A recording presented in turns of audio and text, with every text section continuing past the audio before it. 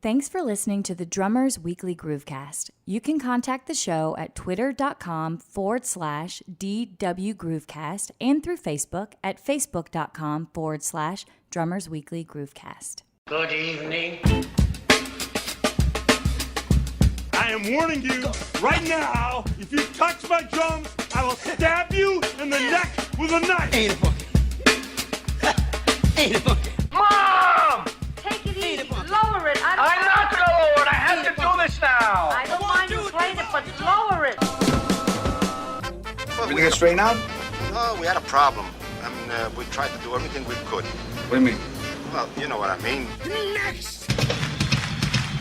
Little trouble there. You're rushing. Yeah, well, you know, that's just like your opinion, man.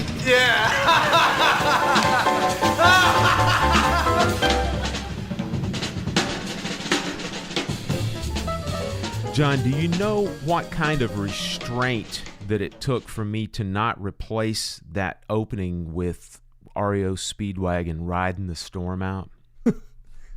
I could see how you were, really challenged there, Phil. This is a shout out to Alan Grotzer, baby. Yeah, that guy. Hey, they started rehearsing in my hometown. Get out of here. 157 Riverside Avenue, I think, is actually in Decatur, Illinois. That might be where they had a house. I mean, that's the rumor. I'll have to look into that. The chances that an REO Speedwagon reference is going to get mentioned on this show are beyond astronomical. So, listeners, go buy your lottery tickets today. Yeah, that is pretty. I do want to say one quick thing about Alan Grotzer. Mm-hmm. I saw REO Speedwagon back when I was but a weird yard ape, but a kid, probably like 14 years old. What is a yard ape? It's somebody that's 14 years old that lives in rural Tennessee. Gotcha. Yeah. I learned something new today.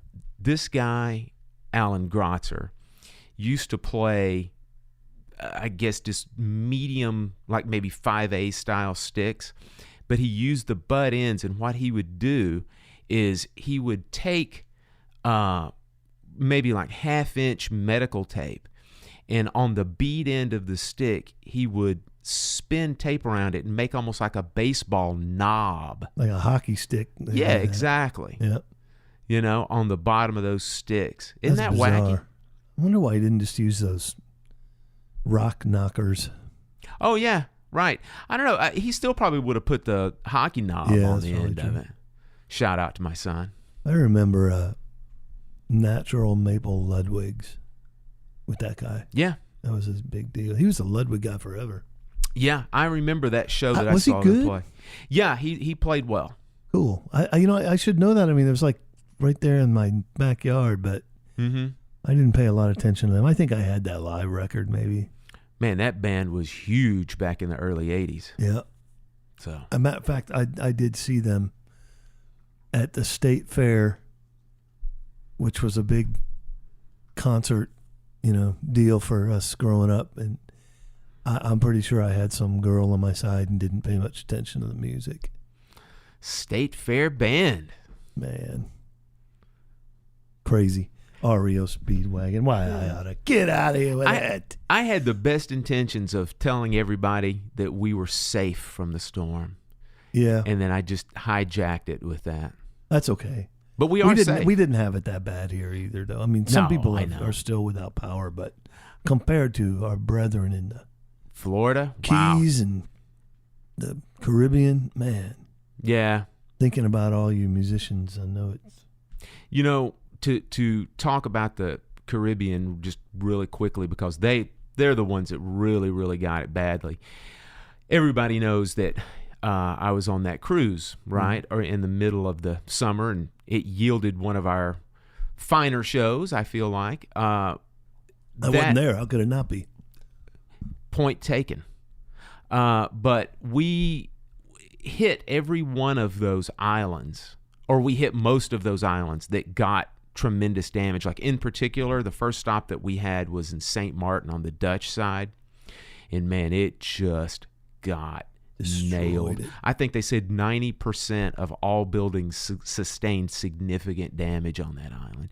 And it is, if you have never been there before, it is absolutely just a beautiful, quaint a little island with a lot of historic buildings and stuff, or it had a lot of historic buildings. But yeah, we wanted to throw out our thoughts and prayers to those folks, man, that have been affected by that, because like John said, we certainly got some, but it was no more than just a bad storm up here. Yeah, we didn't even lose power, which a lot of people around here did, but Right. got really lucky. How about all those people on Facebook here in Atlanta that we know that were marking themselves safe? That was a little bizarre to me. Yeah.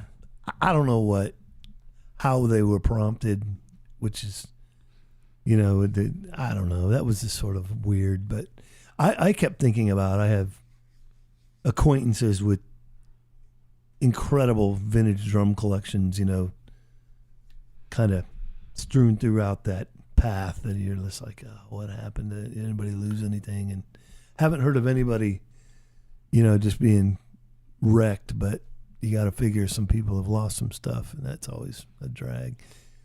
Better than their life, of course, but Yeah, it seems like the big issue here are like falling trees. There's a lot Right. people are not familiar with Atlanta. We've got a ton of trees in Atlanta, and I think that was the biggest thing. yep, no doubt. Yeah, had a lot of people that, of course, lost power and lost some utilities and whatnot. And a few people, I think, are still probably without them, but it's definitely on the smaller side of that now. Yeah. So just know the Drummers Weekly Groovecast, we got you in our thoughts, folks. So, John, I'm particularly proud of our topic today. Awesome. That might bring about some energy and Well, but do you know why, focus. though? I mean, for you. Well, I don't know that I have ever heard this topic covered in the way that we're going to cover it, because we've got a little bit of a unique slant on it. Yep. I mean, for those of you who have read the title, Generational Icons, it's a little bit deeper than that. And John and I are going to take a little bit of a different slant, because when you just look at that title, you think, oh, well, we're going to talk about all the big guys, Buddy and Elvin and Tony. And yes, we are going to talk about them, but we're going to talk about them from a slightly different slant, like I mentioned.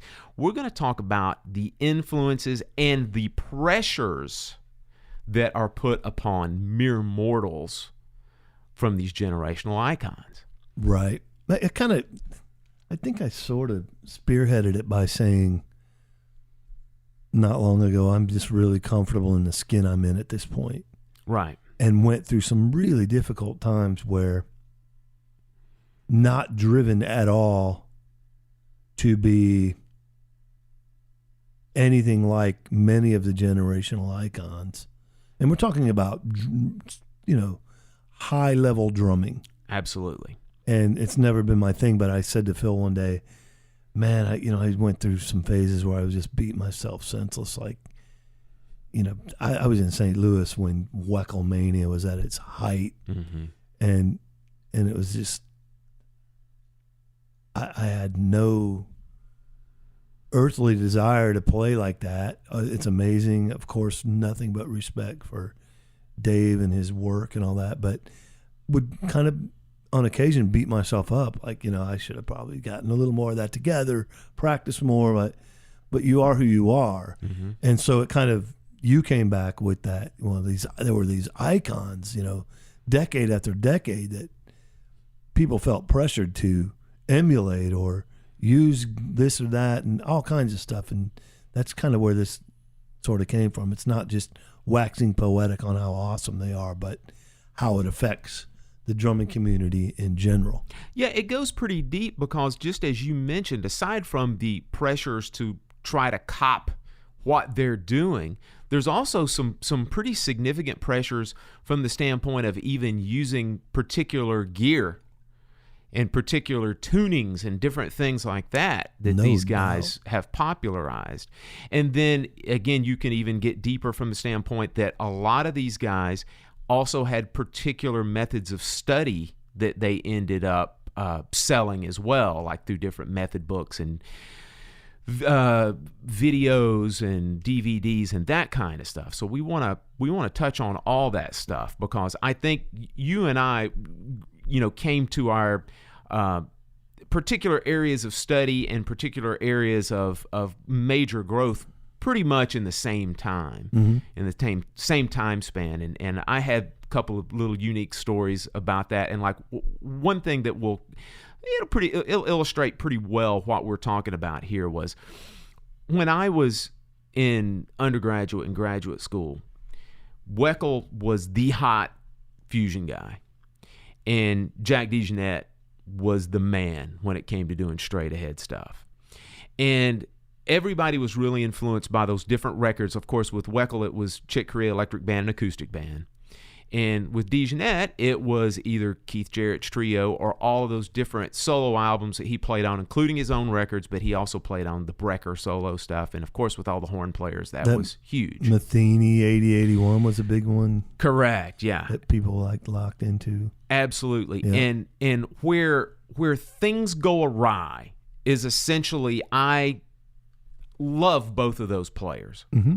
But you feel the pressure among different groups that you play with to try to cop that sort of stuff.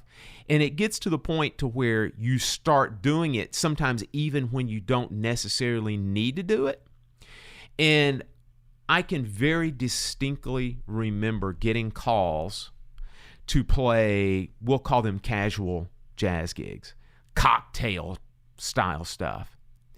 And you roll in and you start doing these gigs with players that are like these older seasoned players that are certainly not expecting you to Jack DeJohnette it.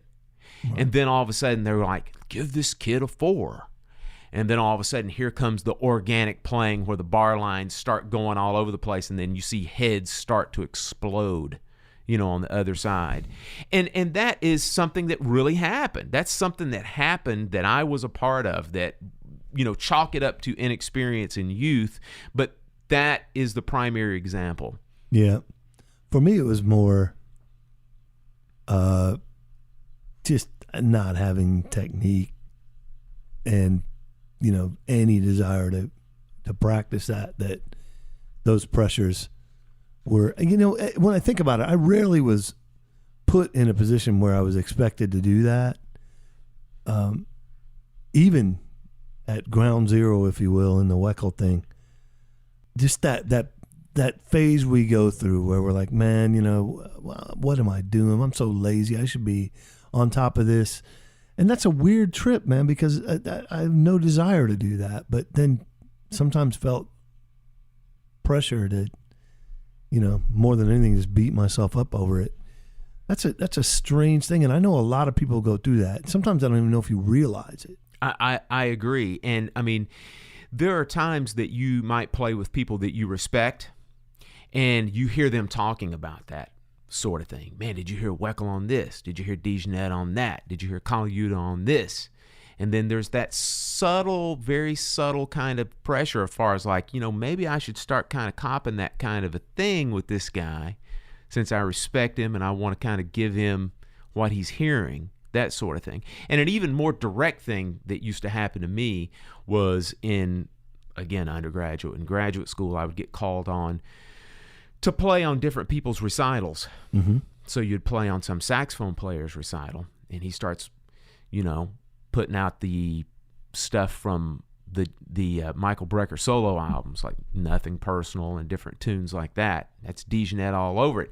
It's hard to even hear those songs with a different interpretation than that.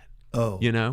And it's like you get on some keyboard player's, recital, and they want to play King Cockroach or Got a Match from the Electric Band. You can't even hear that stuff. It's hard to conceptualize it in any other fashion than those type of recordings, which were the only recordings at that time, so they had to be the definitive recordings. Sure. And just at a level that is undeniable too. So you feel that pressure, like, man, I can't just play Got a Match, like, laid back and organic. It's like, everybody's just gonna be like, what are you doing? Yeah, there's just it'd probably be pretty cool, but yeah, there's just a certain feel to it and a certain expectation that you kind of have to lean toward, have to get into it. Sometimes it's written for those people as well. I mean, yeah, so you get into this Chick wrote tunes specifically for that band and the players' abilities, and so that's hard to get out of that musical place when it's that focused on an individual style. Certainly, and I mean you can also even think about it from the standpoint of, like, let's take again that Brecker record that Jack DeJohnette's all over, right? Again, not to disparage another player, but I mean it's hard to conceptualize having someone like Louis Hayes on that record. Were those tunes written with Jack DeJohnette, in mind? Maybe, maybe not, but I mean the times and dictated his sort of playing on that. And Brecker, of course, had done many recordings with DeJohnette, including 8081, like you were talking about, that Matheny record. Yeah, he's all I over love that. that record. Oh, that's arguably my favorite Matheny record. I thought what we would do is we would first name a little list of some of the type of folks that we're going to consider these generational icons. And it's important to note, we're going to throw our caveat out here. This is not a definitive list. This is not all of them. I'm sure that everybody can chime in and send us their folks that they would like to add to that list. But our thinking when we develop this list is it's drummers who have a very personal style, and also drummers that are in musical situations that allow soloing, or soloing is even encouraged. Now, there are plenty of generational icons that are wonderful timekeepers, that are primary timekeepers, guys like Ringo, Charlie Watts, and to some extent, John and even I discussed Stuart Copeland as well. These guys are not on the list. We want to concentrate more on people who, again, have these very definitive styles of playing and timekeeping and almost soloing inside of timekeeping, and of course ones that were allotted a good amount of solo space. So let's just take it from, I started it in the 50s, and of course there were generational icons in the 20s, and you go back and talk about Baby Dodds and Papa Joe Jones and that type stuff, but I started it in the 50s, and I've only got one name down on that one, and I mean, this guy's not only a generational icon, but a universal icon. How about Buddy Rich, John? Yeah. Tough to leave him off the list on any level, especially, there were players that were just hearing him like, what's the point? Yeah. He just took everything to another level. There's no doubt. And just the sheer force of his playing, putting drums in the forefront, probably more than anyone had. There's certainly some showcase drummers that were absolutely amazing, as you pointed out. But emulating, feeling the pressure to be on that level, which is almost impossible. Yeah. I will say this about the 50s, though. There are a couple of the beboppers you got to kind of give some shout out to, just stylistically. Absolutely. One of them is the guy that ends our intro every week. Yep. And Max, like forward thinking.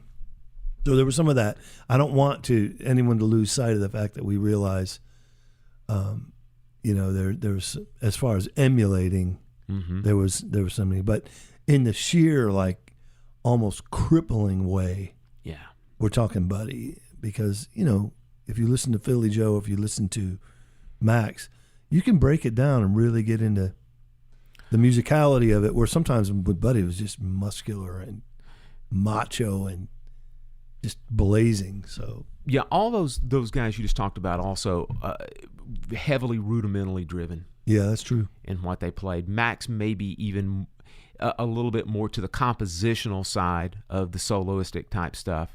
But I think one thing it's important to know is Philly certainly used rudiments very musically. You could say Buddy did too, but Buddy definitely was more masculine with that whole thing. I mean, just drive it down your throat. No doubt. So you get to the 60s, and got a few of these guys also that we can add to the list. You've got Elvin Jones, Tony Williams, and Roy Haynes. many people probably quit. Yeah. Sure. And that's not what this is about, but it's about just how insanely unique and forward-thinking and just bringing the art of drumming to another level is where we're at. And those three just clearly took it somewhere that, we still talk about it today like it was last week. There are people still trying to catch up to that. Yeah. Try to make that happen. Mind-blowing. And we know beyond trying to play and failing miserably, which I'm sure many drummers did. Yeah. Then, in some cases, like, you're talking about guys who, not with these three in particular, but, even like the drug part of the thing. Like, this is how far players can. Parker was an example of Charlie Parker. I guess I got to do heroin to play like that. Well, no. Right. So, above and beyond just the musical pressures of it, you get into this other thing too. But musically speaking, those three in the 60s are just head and shoulders above everybody. Right. And one of the things we want to say also before we move on is, and we'll get to this list after we go through this, is that another consideration on this entire thing of making our little list of this is that just how many, we'll call them drumming babies, came off of these guys as well. People who are just directly influenced by them as well. Mm-hmm. When we get to the 70s, John, you got some folks like Steve Gadd, Billy Cobham, Jack DeJohnette, John Bonham, and Keith Moon. Yeah. What a list. Most definitely. And, there's this is where it really starts getting a little bit more in the opinion-driven arena. I can already feel people listening like, what about what? And, yeah. But I think when you talk about the broad and amazingly fertile time that the 70s was, that's a pretty good short list when you're talking about. We're not just talking about straight ahead players. We're talking about and just the leading lights of forward thinking, and here we're also getting into sound. Yes, because one could argue with Elvin and Tony and Roy, there's still like this, it's kind of in that bubble of that bebop sound. Elvin's a little dirtier, Roy's a little cleaner, but still it's like we're not talking so far removed. But when you get into this stuff with the 70s, you're talking like so broad, not just musically but sonically too. And how it influenced people. Right. And you're also starting to get to the point also to where you can look at these people that we talked about in the 70s and draw some direct influence from the people that we mentioned from the 60s and the 50s. True. Also. So we're starting to already have some babies that are highly influential that have babies of their own coming up. Yeah. Right? That's a good point. And then when we get to the 80s, we got some people we've already talked about. You got Dave Weckl, Vinnie Colaiuta, and Neil Peart. Few disciples follow them, weren't there? Like 2 or 3. Oh my gosh, yeah, it's incredible. And again, I'm talking. I know guys that had the setup. Yeah, down to the sizes and everything, cymbals, and mind blowing. That's when I really started paying attention to drums themselves. Yeah, gear. Yeah. And it freaks me out to think back on how some people were so enamored with an individual, like they'd go to that level. Yeah, they'd get the drums, cymbals, drum heads, sticks, whole 9 yards. Clothing. That's a generational icon. Yes, friends. It is. Yes, it is.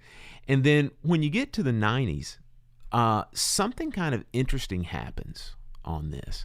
And of course, we have some guys that play with bands, and a couple of those right off the top are Mike Portnoy, who is a baby of Neil Peart, and then Carter Beauford, who a lot of drummers just really idolized with his work with Dave Matthews. But he got away with so much. Oh my gosh. Think he liked Cobham a little bit? He might have heard a tune or two in passing. Couple of them, yeah. But we start having this influx of drummers who we'll call them, and this is not a slide, we'll call them clinic drummers or solo drummers. You've got these guys like Virgil Donati, Thomas Lang, Jojo Mayer, and there are a few more, but those are the first three that really come to mind. It came to prominence at that time, who became almost like these drumming sports stars. True.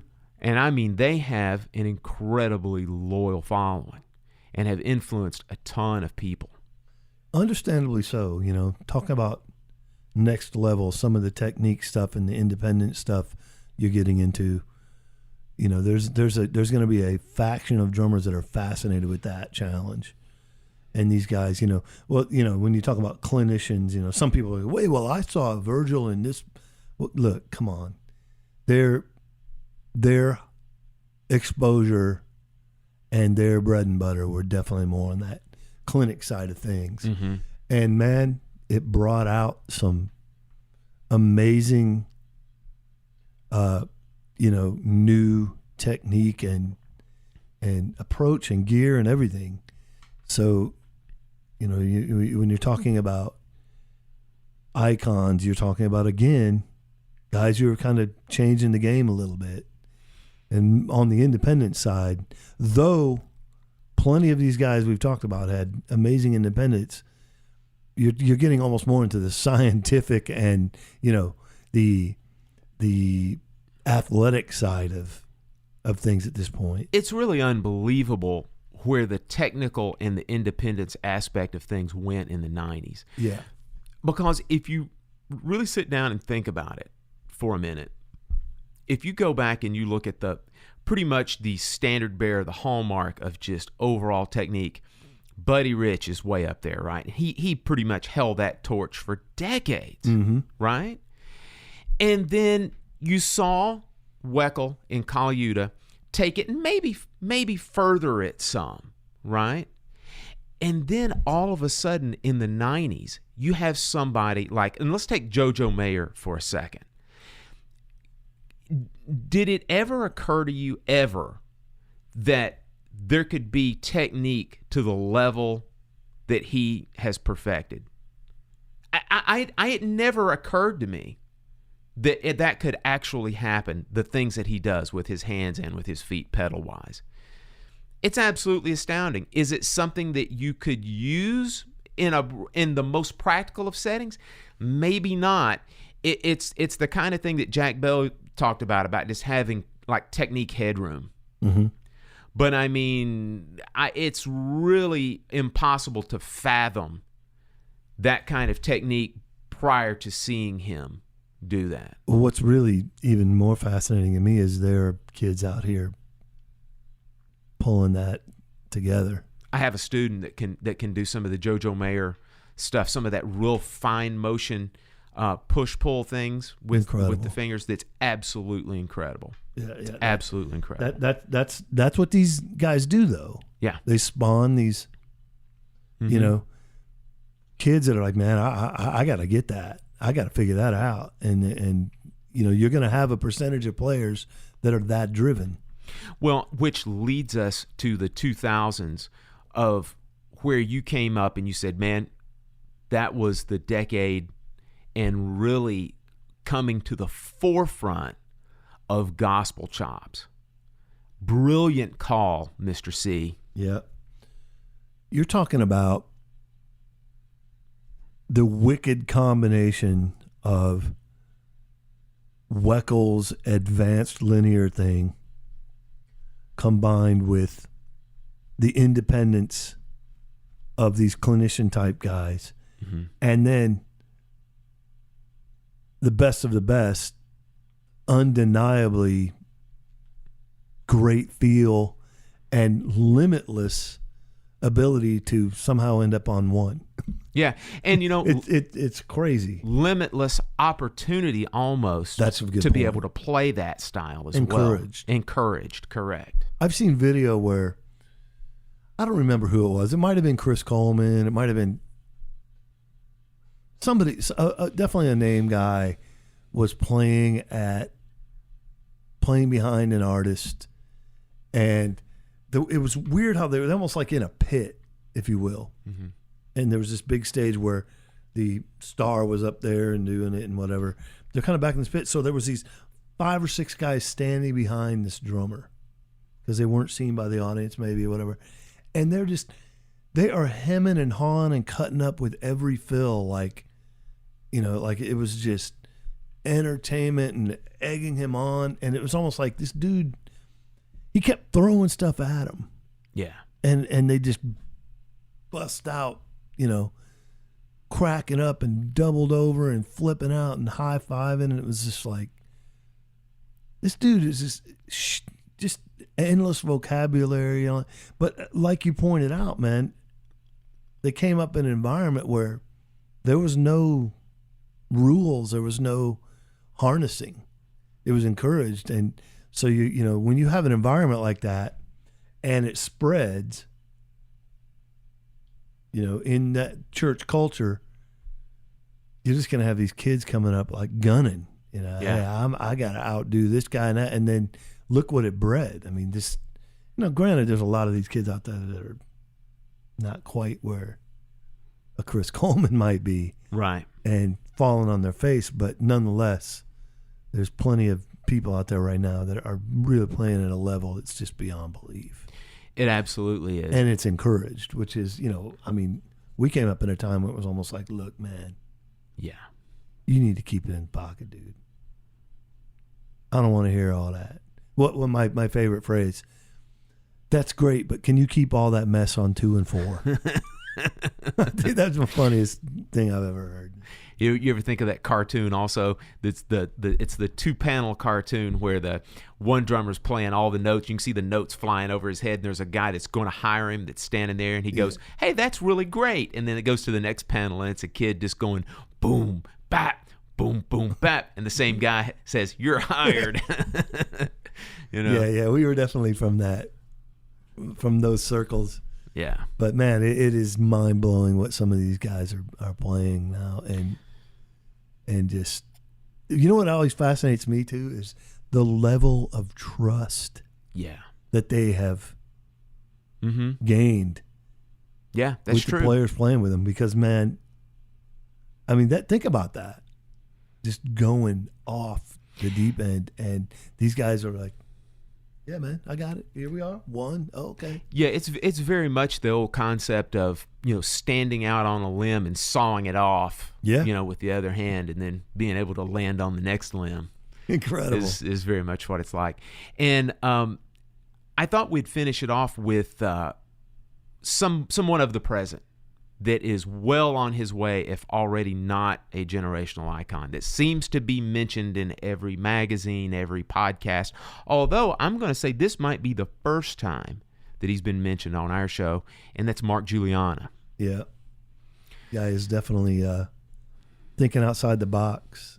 Has a lot of influenced. Has a lot together. Mm-hmm. There's some guys that are coming up and kind of running the same circles too, that are doing some awesome stuff with like kit and keyboard and all that kind of stuff. Like there's that kid. Who's that kid that used to live here?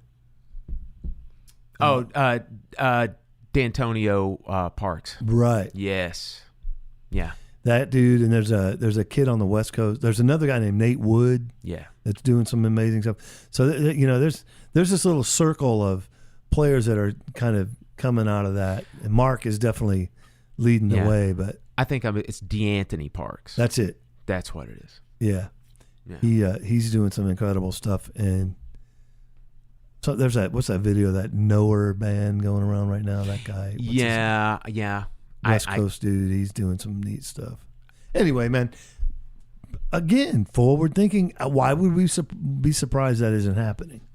It's happened, it doesn't stop at Tony. Yeah. Yeah. And so I thought part 2 of this, before we get to this thing about influences in gear and education, is we could go through and take some of these folks that we just talked about and talked about some of the most direct influences to other drummers that we're aware of. Mm-hmm. And I started it off on the list, I put Elvin down, and some of the more direct influences that you can draw straight lines to are, of course, Jack DeJohnette. Jack DeJohnette's a huge Elvin fan. Then if you go into the rock idiom, you've got guys like John Densmore from The Doors, tremendously influenced by Elvin. Mitch Mitchell from Jimi Hendrix, of course, hugely influenced. And then Ginger Baker from Cream, also big influence. Yeah, I can hear that. Yeah. Definitely. I think Brian Blade, I hear a lot of Elvin in his Absolutely. playing, and doing it Well. very well. Yeah, I Cleaner. can't go without. I mean, Yeah. because he's got that whole organic thing and that free flowing thing, but a lot of that 3/2-ish stuff, all kinds of amazing stuff. There's another guy in town that has that pretty together. Yeah. Yeah. And you go to Tony. Now, No, there's, you got to say his name. I'm not saying it. Come on. Yeah. Anyway, You go into Tony, all right, and again the list is huge, but there's two very direct influences that Woody. Sorry, Keena. Tony's influences, or people who have influenced directly that you can hear, and one of them is scary to the standpoint that I've heard her play a few times that I thought it was Tony, and it's Cindy Blackman. Yeah. Cindy Blackman, Santana. Sound, everything. Yeah, drum setup, Just whole 9 owning yards. it. Yeah, Totally. just flat out owning it. And then also, I think it gets lost sometimes that because they're relatively close to the same age, but Lenny White, lot of influence, man, from Yeah, I Tony hear that. Williams. A lot of influence there. And again, the list just goes on and on and on, but those are two in particular. Something that I think is worth mentioning also, Steve Gadd. Also, when you hear Steve Gadd play swing, a lot of times, man, you hear that quarter note hi-hat thing that Tony would do, where Yeah. he'd play quarter notes all the time. Direct influence from Absolutely. Tony. His ride patterns a lot of times too. Uh-huh. Yep, absolutely. Broken up like Tony's, Mm-hmm. and even some of the sound Yeah, of the cymbals, not of the drums. But right. Then when you go with Roy Haynes, boy, how about a little influence on Bill Stewart? he maybe. Yeah. Duh. I mean, Dan, talk about sound and touch. Mm-hmm. Yeah, big time. And Yeah. and I know he'd own that in a minute. Absolutely. There's no doubt, man. His snare drum alone kind of just says sorry. But there's also that humor in his playing, like Roy had. Roy had a lot of humor in his playing, like really fun, and I always get joy when I hear Roy play. I do too. And Bill makes me laugh. Mm-hmm.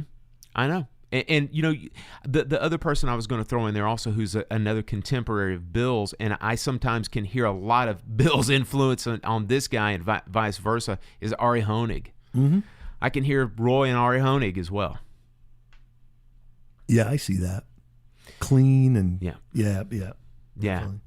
And then when we get to Gadd, how about Tom Brechtlin, Dave Weckl, and Vinnie Colaiuta? Absolutely. Yeah, definitely. I mean, they all played Yamaha. Yeah. They all were like Zildjian. all taking that linear thing and kind of, taking it even further. Similar tuning. Similar, yeah, sounds and everything. Yeah, very much so. They could lose me. Yeah. So, they got a lot in common. Absolutely. But Steve Gadd's probably the most obvious. When you go to Cobham, I got a couple of interesting ones down here on this. We've already mentioned Carter Beauford. Mm-hmm. How about Sonny Emery? Oh, I he even said as much, didn't he? Yeah. Yeah. Then you got Dennis Chambers, of course, also. Absolutely. Big influence. Single stroke stuff, man. Like, Yeah. Yeah. I don't think of, although Sonny has all that linear stuff together at this point, but like I remember early on hearing him, he's a lot of single and doubles, a lot of that, Billy's influence in there. I hear a lot of Cobham and Smitty Smith from time to time as well. Is that right? Yeah. That's crazy. I haven't paid enough attention to him to know, but I believe you. Smitty has got 6 single strokes.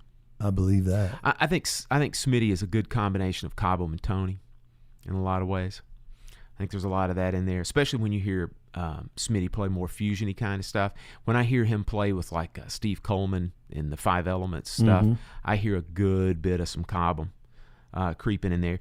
And, you know, have you ever wondered and have you ever thought about Simon Phillips as well in regard to being influenced by Cobham? Oh, no doubt. I mean, think about the setup. Think about just the style of playing.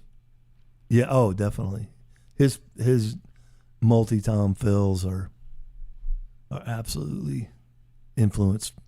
Yeah. Then when you get to Jack DeJohnette, again, you got Bill Stewart, Brian Blade. In some ways, also, it's hard to tell a little bit on this chicken and egg thing, but I've also thought about Bob Moses as well being influenced by Jack because, you know, they're relatively of the same age. Jack's probably a tad bit older, but, you know, they played in that group Compost together. Yeah, and it's also, I mean, man, if you're playing with Miles, I don't care if you're the same age as some dude. Yeah. They're checking it out. Yeah. They're learning and copying and all that because if you're playing with Miles, you're about as good as it gets. Yeah. You're setting the bar, which is what he demanded. So why, I mean, someone 10 years older could be influenced by someone that played with Miles. Yeah, that's true. You think there's, you know, don't tell me when Tony was 17, there was some 27-year-olds like, whoa. Yeah.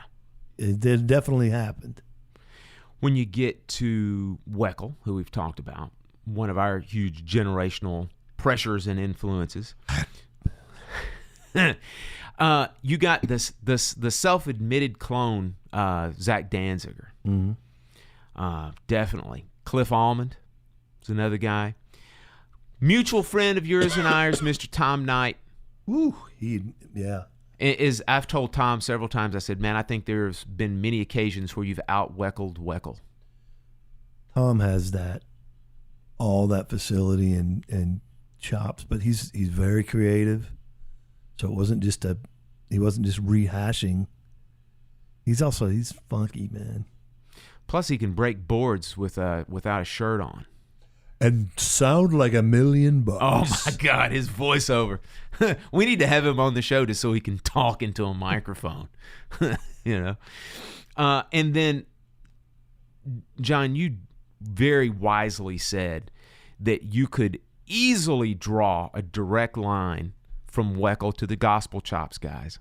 And I think you are dead on. Man, there's no doubt. And any the guys who really have that together will tell you in a minute. There's going to be some weird, like, nah.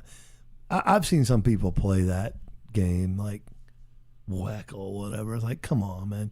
If you go ask the real serious guys that are really doing it, they'll say in a minute they liked Weckl. Absolutely. There's no doubt. And it's okay. It's okay, guys. Yeah. And when you get to Bonham, you got the obvious ones, the guys that I just love that are just Bonham creations, Bonham babies from the ground up are Bobby Chenard, who we've talked about on the show before, and also Leonard Hayes, who we've talked about on the show. Lost both of those guys. They're both gone, but boy, I mean, direct influences. I think what's that guy that played with Hart? He was another one. Mike DeRozier? He had some That's a good call, man. Bonham influence. Very good call. Yep. And then, of course, Bonham's son. Oh, well, I mean, duh, right? Yeah, he's sort of Yeah.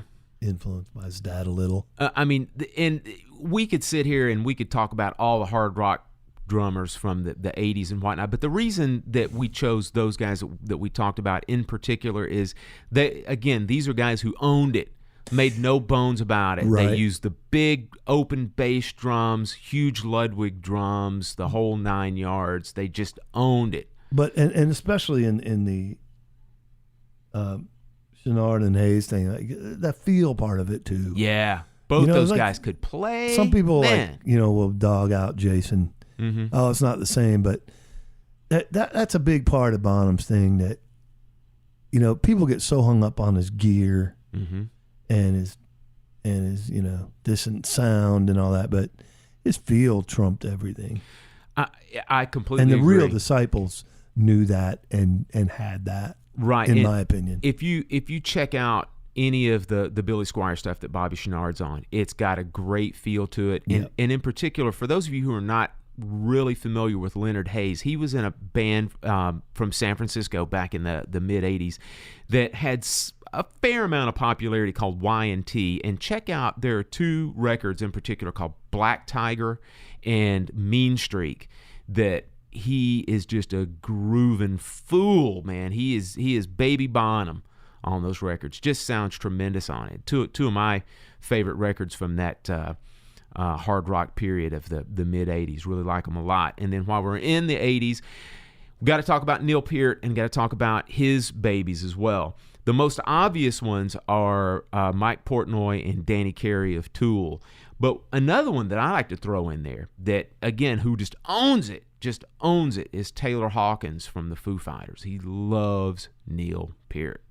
And has done a few little things. There's some things that he's done before where he will give a little homage to Neil with a few bits of gear that he'll throw on his set. I think it's kind of cool. Awesome. Now, while we're talking about You gear, know that guy Dave Johnstone? I think I know that dude. He likes those hot dogs, Bonham and a little Neil bit. Peart. Yeah. Yeah. I just see some videos of him every once in a while. He can play a little bit. He all right, man. So while we're talking about gear, How about that name dropping, folks? while we're talking about gear, He's just sitting there like, shut up. let's talk about some pieces of gear that you just about had to have. And I'm going to be first one to admit, man, I owned and still own a couple pieces of this gear that were influenced by these generational icons. And the first one I want to throw out, John, that's not on the list, but it's absolutely worth mentioning. And it's something you just take for granted now.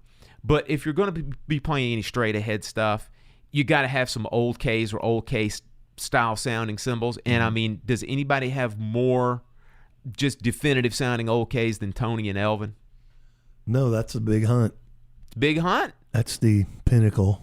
And people will buy tens of thousands of dollars worth of cymbals trying to find it. Yeah, I mean, it's the kind of thing you don't necessarily think about it from the standpoint of, like, for example, we're going to talk about some stuff that Weckl popularized in the 80s, and everybody just kind of goes, no, duh, you had to have the Yamaha piccolo snare and the 13-inch KZ hi-hats. It's still fresh in our minds, it's that kind of thing. But, you just take it for granted that old Ks, are something you got to have to play that kind of stuff. And granted, of course, there were people well prior to Elvin and Tony. Of course, Art and Max and other people had them as well. But, boy, Elvin and Tony in particular, people will still talk about, man, that's that Tony Williams K. Yep. You know what's interesting about that?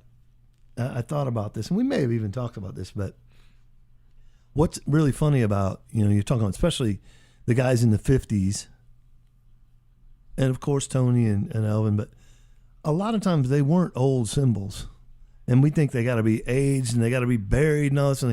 I mean, man, Art Blakey would walk into Gretsch and dig into a stack of K's, and they'd be shiny and brand new, and then go do a record. Right. So it's always an interesting thing how it's more about sound than age or patina or anything. It's about the sound, and I think sometimes we lose sight of that. Because I've had newer cymbals that might sound closer to a Tony Williams ride than the 7Ks I've owned, that none of them were that great. So Right. It's just like... We get lost in this talking about influence. Sometimes it's not the smartest route to take. Well, to me, the best that I've got is more K-like from the prototypical K that we think about than the Ks that I own. Right. Absolutely. Yeah. That's a funny thing though, man. People chasing that, $1,500 for this 20-inch K, and they get it and it's a dog. It's like, well, and also, the icons that brought that whole sound to prominence A little had bit the of pick touch. of the litter. Yeah, a little and bit were of touch monsters. from them. Yeah. Yeah. We could all play that ride cymbal Art Blakey played and it'd sound totally different. So one of the things I want to talk about regarding gear are the things that were brought to prominence during our time, especially of the 80s. If you want to throw in Weckl, Gadd and Coluta into a little bundle there real quick. Back in the 80s. Yeah. Man, you had to have Yamaha drums, didn't you? Yep. Specific sizes. Mm-hmm. Some guys even the finish. Yeah. We talked earlier about, I know some people that went that far. Yeah. And it was crazy. And if you were into Gadd in particular too, how about the Evans hydraulic heads that he used to put on those Yamaha drums? Yep. So that's another biggie. Then I already mentioned, for when you got into those mid 80s, you had to have those 13-inch KZ hi-hats. Those were just, John is like gritting teeth right now, and I'm going to be the first one to admit also that was a weird experiment right there that did not hold up, because Dave's not playing those anymore. Neither's Coluta. I think I've owned 20 sets of 13-inch hi-hats. Yeah. I've never, ever played them on a gig. Yeah. I just don't connect with them. And that's not to be cool. It's just we get locked into something sometimes. And my point is, a lot of guys played them, and I wonder how many people were like, I'm that crazy about them, but I got to play them. Well, and Peart also, we're going to talk about his gear for a little while. Peart was a huge fan of 13-inch new beats. And think about that, man. Think about that for a minute. Think about that was a power rock band he was playing. And he was playing 13-inch new beats. And it's amazing how many guys who played in rock bands that wanted to get that Neil Peart vibe going playing 13-inch new beat hi-hats. Crazy. It is crazy.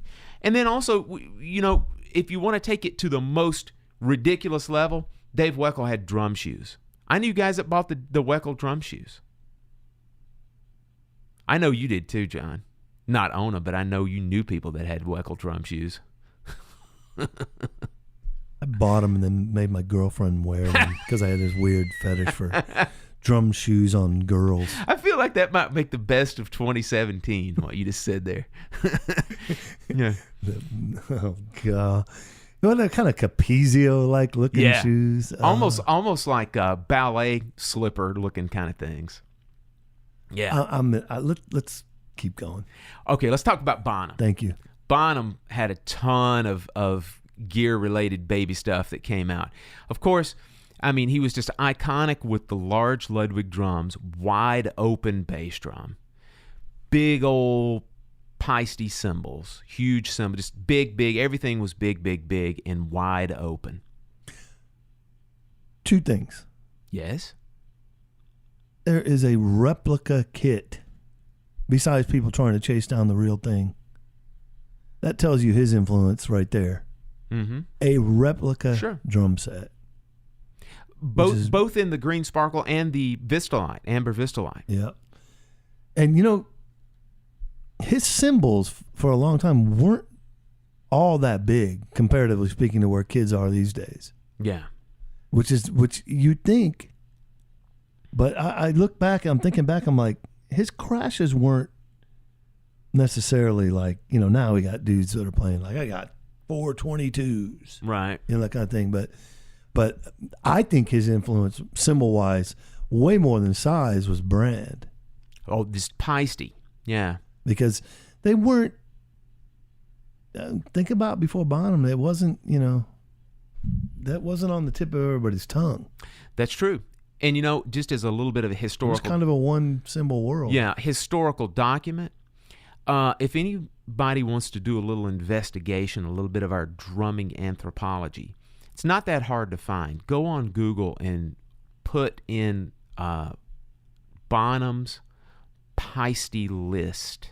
And there's somebody posted this thing, and it was a list from Paiste that had all of Bonham's cymbals that he was given. Some he bought, some that were given to him. It's just a cool historical document to see that. And it goes from year to year, and it starts out with the giant beats and ends up going to the 2002s. Shows where he bought a gong. He actually bought that gong. Yeah. Amazing. Yeah, that he had behind him. But, the other thing regarding the cymbals as well, it's pretty well known that when Paiste discontinued those giant beats, pretty much the only reason they brought them back is that they knew that people who were Bonham fans were going to end up buying them. Of course. And also they revamped the 2002s to the black labels. Mm-hmm. Remember that? The black leather made them a little bit thinner as well, like the 70s 2002s that Bonham used. Had to be a demand for it, or they wouldn't have done it. Yeah. Yeah. Now There's always, anything like that connected to Bonham. The running joke about put Bonham in your eBay listing, and it's automatically worth $300 more or whatever. But think about that. Signature kits, revamped lines, all based. Look, man, if Bonham never existed and Paiste put out Black Label 2002s, the majority of the world would be like, whatever. Yeah. That's how much influence this cat had on gear. I mean, playing is a given as well. But, man, I think almost more than anybody gear-wise, he might have had the most, mind-blowing influence of loyal minions. While we're talking about Paiste, how about Roy Haynes playing that 602 flat ride on Now He Sings, Now He Sobs? Again, though, a geeky fact and stat. Because, as you pointed out to me earlier, A, it wasn't his cymbal. Right. It's And chicks. B, I don't see a lot of footage of him playing Paistes. Yeah. He probably had old cymbals he liked and played them, but Chick insisted, I guess. Or he had it and he liked it, whatever the case may be. But it's almost like it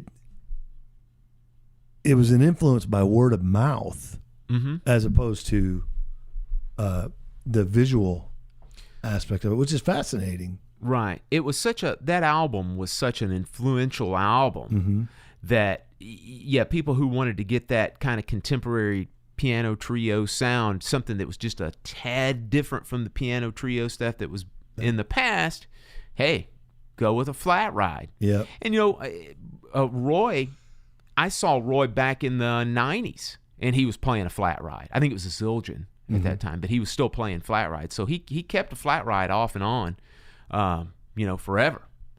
And, God, he's still playing now. When he does play, he probably still plays a flat ride. Crazy. I love it. There's two extreme examples of influence that a drummer at that level have. Yeah. One, lots of visual, lots of exposure, lots of iconic video and concerts and touring and advertising. And then the opposite side, Roy with an 18-inch cymbal that isn't his, but people had to have it. Yeah. It's not only does it show that we are, as a group, hyper aware of who's using what on what album or tour or whatever. I do. But then, how we can be pressured into I don't even like flat rides, They're hard to play. But yeah, my hand is just yeah, right, dude. I've had a couple and sold both of them. I just don't have a use for them. I don't like them. Yeah. But plenty of people convince themselves they do. Yeah. And they got to have it. So. Well, and that's the perfect segue for me to talk about the next cymbal influential guy in particular is Jack DeJohnette. For a guy who played a whole ton of straight ahead stuff, he really went against the grain as far as cymbal sounds. Yeah. When people were wanting cymbals that had more spread, a little bit of a darker sound, he went with brighter sounding cymbals that were really dry. Some of them were dark. Some of them were dark and dry as well. But let me tell you, I distinctly remember going to Nashville with a friend of mine, and the reason we went to Nashville so he could go to the drum shop and he could buy an Earth Ride. Ooh. Remember those things? Because that was the closest thing that he could get to a DeJohnette sounding ride cymbal. Oh. He bought an Earth Ride. Dennis Chambers. And he played one too.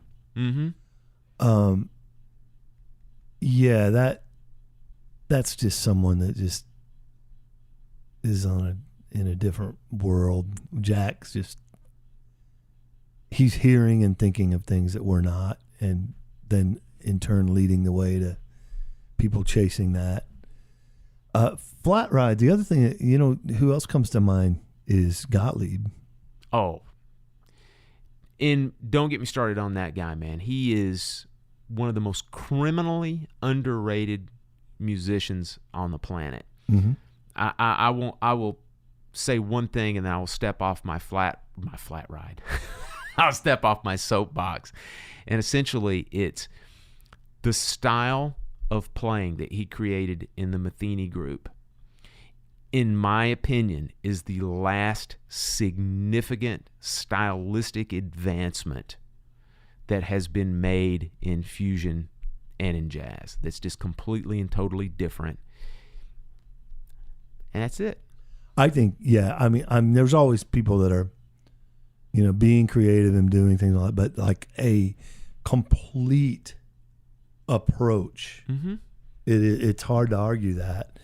And and then you also think about how locked into what he wanted to do, because you can't have, like, we could pull up 10 cymbals of our own, each of us, and play, and it wouldn't work. Right. Because there was a really focused, calculated, distinct sound he was going for. And in playing that way, it had to be flats and drier, getting out of the way, definition, and all that. And it's fascinating. And if you want just even more evidence and proof of his incredible influence and just unique ability to create something new for that style of music, look at all the drummers, and it's just a few that came after him that still play with Metheny in the Metheny group. They play the same style, even on different music. Now, I'm not talking about the old tunes like Phase Dance and San Lorenzo and stuff, but even on the newer music that Metheny is recording, they are still copying a Gottlieb vibe over top of that music. It makes me think that that's what Pat is asking for. It absolutely is, but somebody had to create it. I agree. Yeah. I'm just thinking, like, that's how much of a stamp and a impression Gottlieb left on an iconic musician being Pat Metheny, that to this day, in his recent recordings, there's that it's still being approached similar. Let me throw one more gear baby out there. Mm-hmm. The enormous and ridiculous influence on gear that Neil Peart had. So many guys, man, back in the 80s and 90s buying the huge double bass kit, especially the Thomas stuff, the huge double bass kit. The Wuhan China cymbal, that's another big one, man, that he had. He had used a Wuhan China. Mentioned before, those 13-inch new beat hi-hats. A lot of guys that played in big rock bands used 13-inch new beat hi-hats. And then you just had all that accessory percussion that he would take on the road with him. I knew guys that had no business buying orchestra bells would buy orchestra bells to have, buy all those little tiny cowbells, cha-cha cowbells, and all the different bells that they would use on there. Yeah, they all got that from Peart. Well, here's an interesting thing in bringing that up. I was leaning on this Bonham thing about, he's got a signature kit. He's got they recreated it, and people will spend significant amount of money. Well, I can only think of two other guys that happened with. Buddy, he definitely, that Slingerland, iconic Slingerland kit, which he didn't even like, which is funny to me. But that 24, 13, 16, 16, blue, white, marine pearl, there's the Bonham kit, and then the Peart kit that DW did. Yeah. And they asked $1 gazillion for it. Who else had to that level and that price point, and who else has had those? I don't know if it was offered, or if it was offered, how long it stayed that way, but maybe a Tony kit in the Tony Williams yellow. Yeah. Gad, a black Yamaha, even when he came out with the signature stuff, which was a little different than I would personally go after. I'd go after what he used, which was Recording Customs, but Gad had one, but it was a little more reasonably priced too, though. Yeah. And the Tony stuff was the price of a Gretsch kit. Absolutely. But the Bonham and the Peart and the Buddy stuff were like, hey, you could buy this drum set in a different finish, exact same thing, and it might be $5,000 less. As insane as that may be. Yeah. Because, I mean, if you'd have bought a DW kit in the exact same sizes as that PERT kit, it would have been less. That's true. That's just mind-blowing, man. That's true. But they know that there are people. They wouldn't build those things, man, if they didn't know they had some people No that want to question. buy it. No question. John, I want to finish up this topic talking just briefly about these generational icons. Some of them had complete and total methods that they sold as well, courses of study. Mm-hmm. A few of them, man, that come right off the top of my head. How about Weckl? I mean, Weckl, not only did he have his play-along, which everybody had, man, when I was in school. Everybody had that play-along. It was so well done. I'm going to give him mad props on that. The charts, the book that came with it, the play-along, the sound of it was just tremendous. That's Dave to a T. It is, isn't like, it? leave no stone detail. unturned. Yeah. Yeah. But how about this, man? He also, just in an ancillary fashion, made the New Breed course of study a must-have course of study. Yeah. And that book now, that thing has lived on to the point to where it's now a definitive method, man. It's something that any serious student at one time or another is going to have a brush with New Breed. So, I mean, it's kind of interesting how that influenced that. You know, how he influenced, he had his own stuff and then stuff that he even studied. Mm-hmm. You know, and you could say the same thing about Vinny. Vinny, you know, studied up in Boston with Gary Chafee, and those patterns books that Chafee published.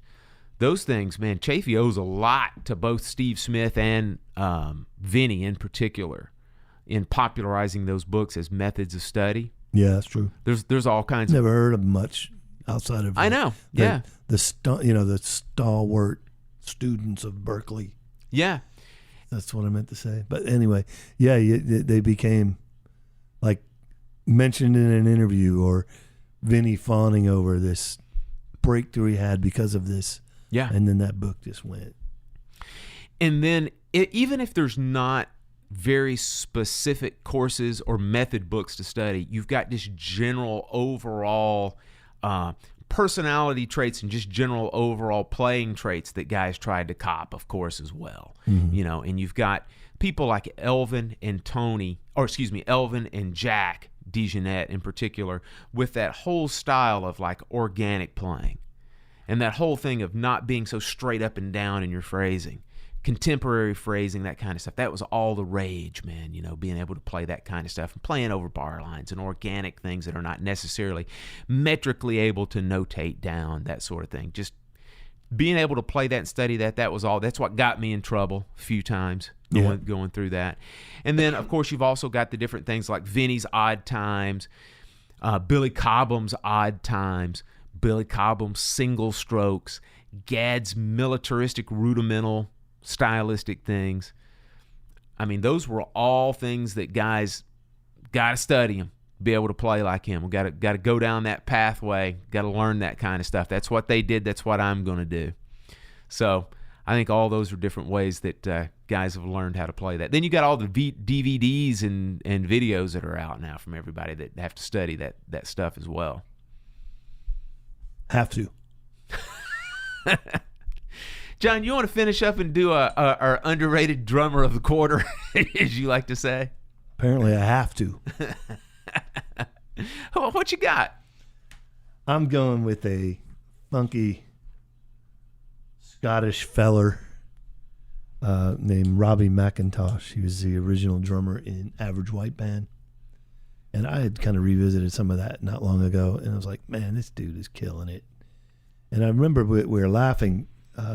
A friend of mine, we were talking about how a lot of people thought lazily that Steve Ferrone played Pick Up the Pieces, but he didn't. He didn't. It was this guy, Robbie McIntosh. And this dude, you know, he had his problems and succumbed to some demons, but just a funky, groovy musical guy, and had a little more going on than people realized. You know, he's known for the first couple of records of people that know, but he also, interesting enough, played with Brian Auger, who Steve played with, so they kind of just piggybacked each other with that stuff. But he also played on a couple things, some Herbie Mann stuff that, you know, a lot of people don't know about, but always really good feeling records that he put out. And what was the other? He was in a band early on with that singer Alex Ligertwood that sang with Santana. So there's some connection there.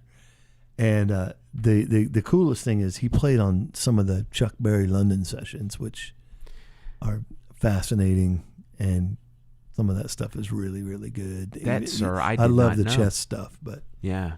I don't know how much he played on it, but I know he did some of that.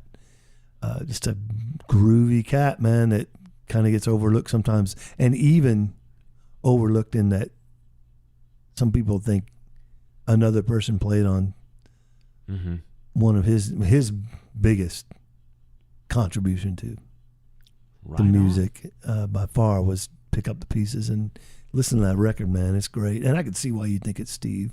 Yeah. It makes perfect sense. Yeah. They're definitely cut from the same cloth, but pretty cool. Just happened onto that the other day and then realized, like, man, nobody talks about this guy. You know, John, my guy suffered from some, we won't say the similar, but say he had some demons as well. Yes. This is not only the underrated drummer portion of the show, it's the troubled drummer portion of the show. And I went the jazz route this week. And it just came from listening to some records that I hadn't heard in a little while and just enjoying how great that stuff felt that I was listening to. And the drummer in question today is Roy Brooks. And Roy Brooks was a jazz drummer from Detroit. What? Yes. A drummer from Detroit? that you like? Yeah. I know it's an anomaly. That is a first. Nobody else came from up there by the last name of Jones or Chambers or any of those other hacks. Yeah. So another guy from Detroit. And the stuff that he came to prominence on and the stuff that I really enjoy listening to is he played on a handful of Horace Silver records back in the late 50s and early 60s. He was on Horoscope, Silver Serenade, and also part of the record Song from My Father. So he's on some pretty iconic records. I'd say. Yeah, he also played with a little old guy from Detroit that was is a decent piano player, a guy named Barry Harris. Played on some of those records and did some work with Barry as well. He also played on a series of records that Chet Baker put out back in the mid-'60s that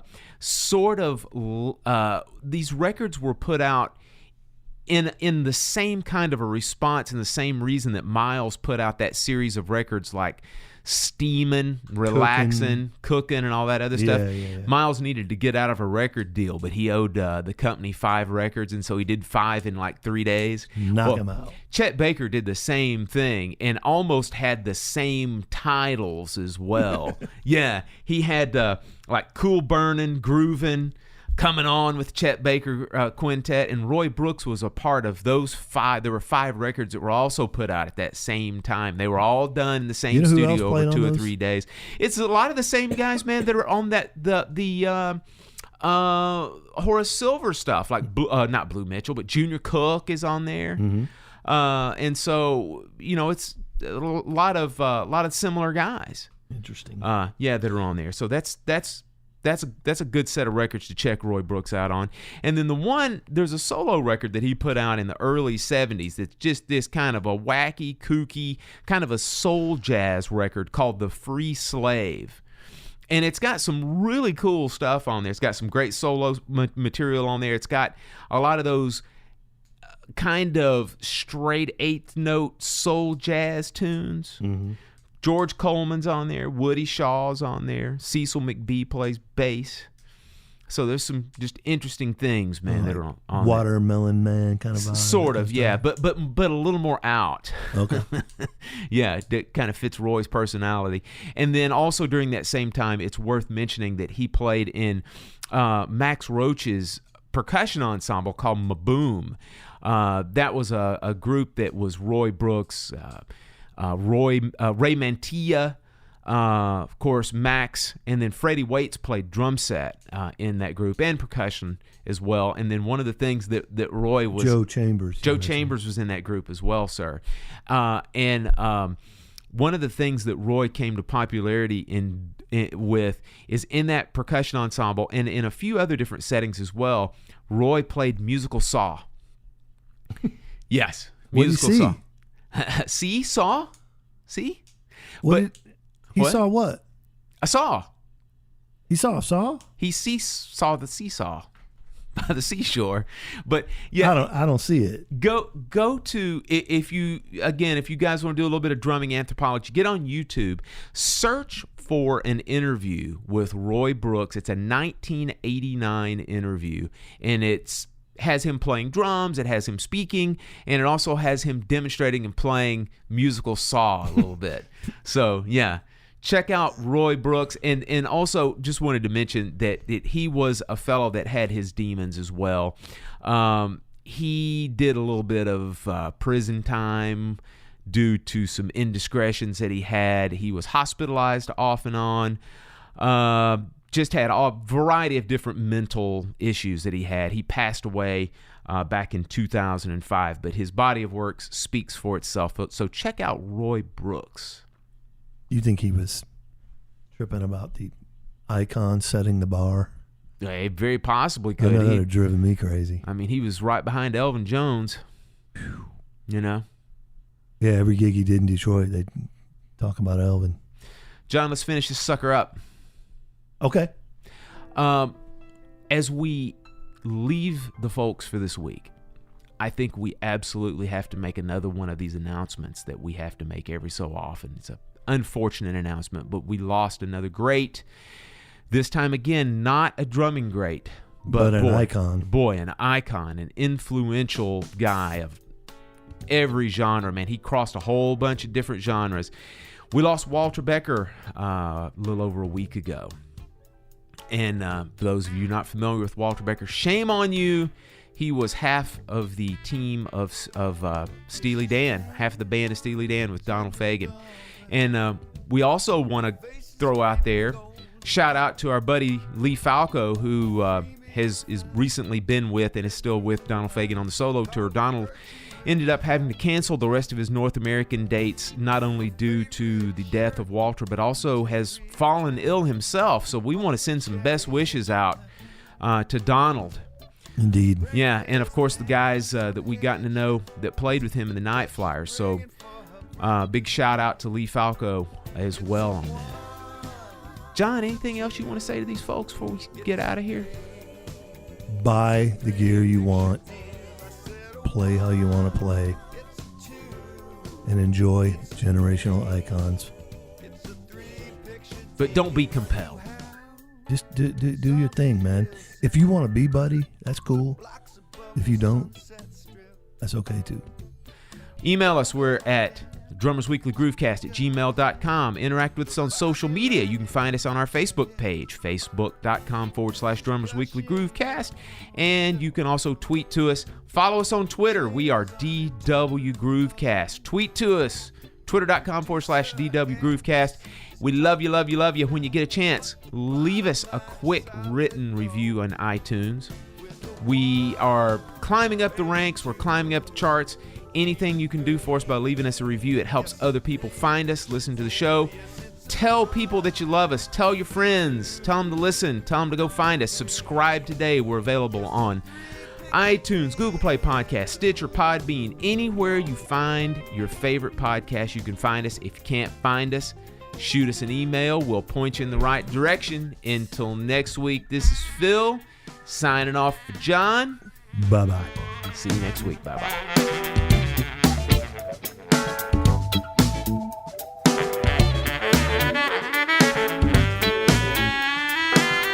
She's leaving in the limo. She's sorry, but they're running late. The night is here, the big premiere. It's the lady and the reprobate. Now a man like me should never be where a man like me does not belong. I know they're gonna need a sound check. I know they're gonna need a song for the one, 2, 3. 3-picture deal. I said the one, 2, 3. 3-picture deal. I said one, 2, 3. 3-picture deal. I said 1, 2.